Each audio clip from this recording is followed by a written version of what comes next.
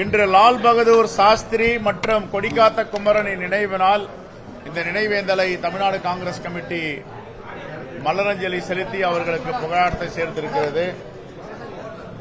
India கூட்டணியின் சார்பாக திராவிட முன்னேற்ற கழகத்தின் வேட்பாளர், வெற்றி வேட்பாளர், என் அன்பு சகோதரர் சந்திரகுமார் அவர்கள் இங்கே மரியாதை நிமித்தமாக சந்திக்க வந்திருக்கிறார்.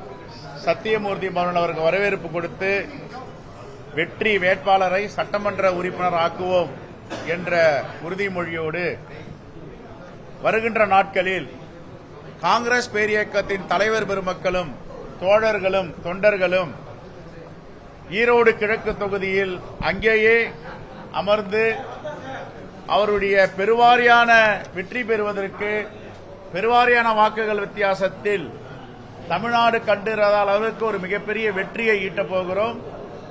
கடந்த 3.5 ஆண்டுகள் ஆட்சிக்கு அத்தாட்சி கொடுக்கின்ற விதமாக, சான்றிதழ் கொடுக்கின்ற விதமாக ஈரோடு கிழக்கு தொகுதி தேர்தல் நடைபெற போகிறது. எங்களுடைய வெற்றி வேட்பாளரை காங்கிரஸ் பேரியக்கத்தின் சார்பாக வாழ்த்துகிறோம். அவர் வெற்றி பெற்று மீண்டும் சட்டப்பேரவையில் வருவார். ஒரு அருமையான வேட்பாளரை திராவிட முன்னேற்ற கழகம் நிறுத்தியிருக்கிறது. சிறந்த உழைப்பாளி, பொறுமையானவர், அவசரப்படாதவர், மக்களோடு மக்களாக இருப்பவர், மக்களுக்காக தன்னுடைய வாழ்க்கையை அர்ப்பணித்துக் கொண்டவர் தான் திரு சந்திரகுமார் அவர்கள். ஆகவே அவர் பொறுமையாக காத்திருந்ததற்கு ஒரு மிகப்பெரிய வாய்ப்பை திராவிட முன்னேற்ற கழகத்தின் தலைவரான தளபதி கொடுத்திருக்கிறார்.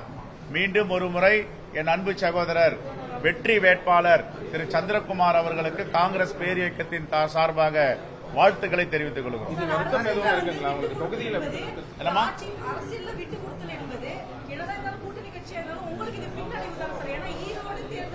எங்களுக்கு இதெல்லாம் பின்னடைவில்லை. இதைவிட பெரியதாக எங்களுக்கு திராவிட முன்னேற்ற கழகம் விட்டுக் கொடுக்கும்.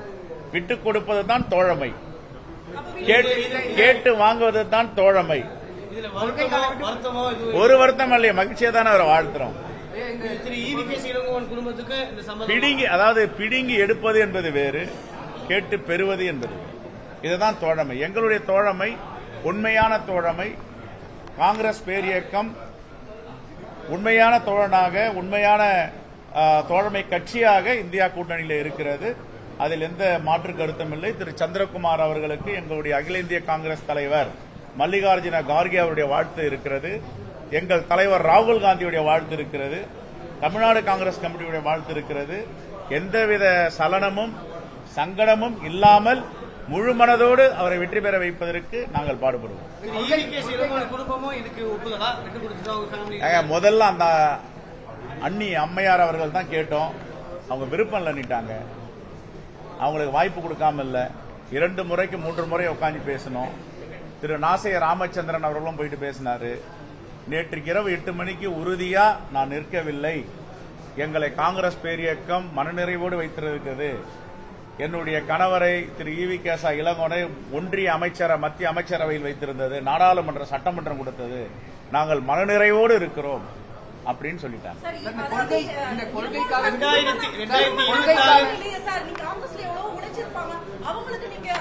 2026 உழைத்தவர்கள் அனைவருக்கும், இந்த கிராம கமிட்டி வெற்றிகரமா போடுபவர்கள் அனைவருக்கும் மிகப்பெரிய வாய்ப்பு காத்திருக்கிறது. காங்கிரஸ் பேரியக்கம் யாரையும் கைவிடாது, உழைப்பவர்களை அங்கீகாரப்படுத்தும்.